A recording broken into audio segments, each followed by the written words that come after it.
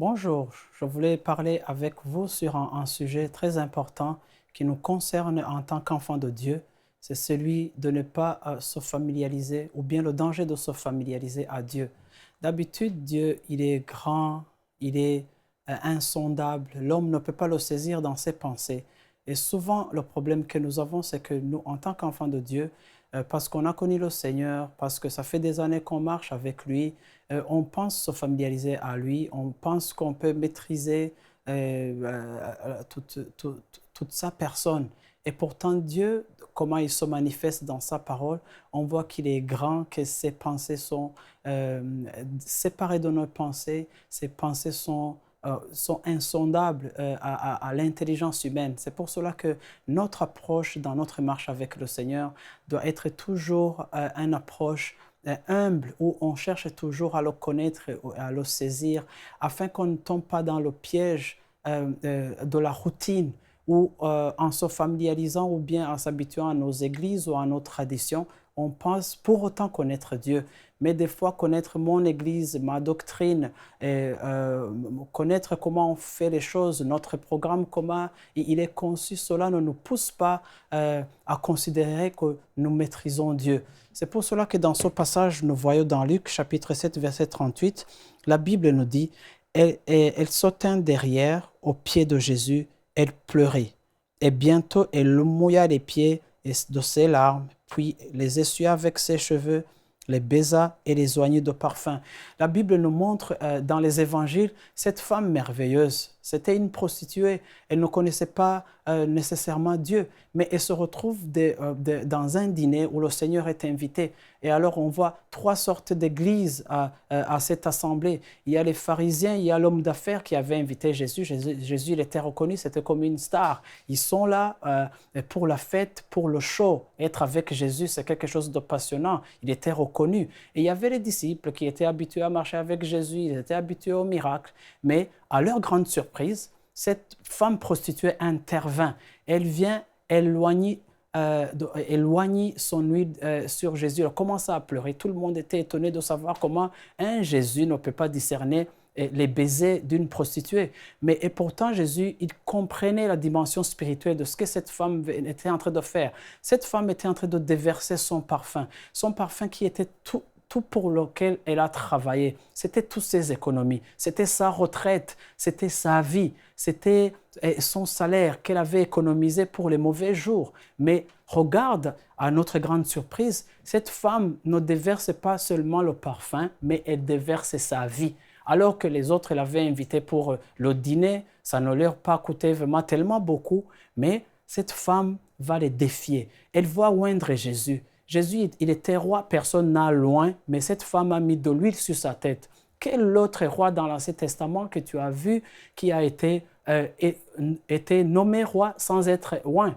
Mais voyez que Jésus allait mourir, personne ne l'avait oint, et pourtant la Bible l'appelle le roi. Mais à notre grande surprise, le roi Jésus, il est oint par une prostituée. Regarde cette prostituée, elle prend le soin de le laver les pieds. Jésus demande à Simon, tu ne m'as pas lavé les pieds. C'était le minimum pour lequel on faisait pour chaque juif. Mais voyez, Jésus, ses pieds ne sont pas lavés. Cette femme utilise ses cheveux. Les cheveux sont l'honneur de la femme. Mais regarde, avec tout l'investissement qu'une femme peut faire, investissement comme investissement pour ses cheveux, cette femme est en train de mouiller ses cheveux avec le sable, avec ses larmes. Donc, elle se déshabille et se donne entièrement à Jésus. Tout ce qu'elle avait de valeur la met entre les mains de Jésus. Et pourtant, les disciples, eux, comptaient l'argent qui était gaspillé. Mais l'important n'était pas l'argent gaspillé, mais c'était une vie qui était en train d'être livrée au Seigneur des Seigneurs. Cette femme n'était pas dans les comptes. Cette femme prenait le risque de voir son avenir foutu, son assurance vie, toute sa retraite sur les pieds de Jésus. C'est parce qu'elle voulait dire à Jésus, je te donne toute ma vie. En dehors de toi, il n'y a pas d'avenir. En dehors de toi, il n'y a pas de vie. C'est pour cela que tout ce que j'ai réservé, tout ce que j'ai consacré pour mon avenir, je le livre sur toi parce que c'est toi qui deviens ma vie, c'est toi qui deviens mon avenir désormais. C'est pour cela que la Bible dit, Jésus l'a dit, là où l'évangile sera, le témoignage de cette femme va parvenir. Pourquoi? Parce que cette femme faisait une œuvre prophétique. À Jésus de dire, cette femme, elle vient de moindre pour mon ensevelissement. Rappelez-vous que les femmes qui sont venues à la tombe ont trouvé Jésus déjà ressuscité, mais la femme et la prostituée avaient déjà fait l'affaire. Regarde alors l'acte prophétique que constituait ce que cette femme faisait. Mais tout le monde qui était autour de Jésus, les privilégiés qui étaient toujours auprès de Jésus, que ce soit les disciples, que ce soit les pharisiens, personne n'avait saisi l'aspect, je dirais, prophétique de l'acte que cette femme était en train de faire. Alors je me pose la question, comment une femme venue d'ailleurs, qui n'a pas connu Jésus, qui ne connaissait pas beaucoup les Écritures, mais qui avait entendu parler de Jésus, elle a su faire quelque chose qui a touché au cœur de Jésus, jusqu'à ce que Jésus a apprécié et il a dit, son témoignage ira loin.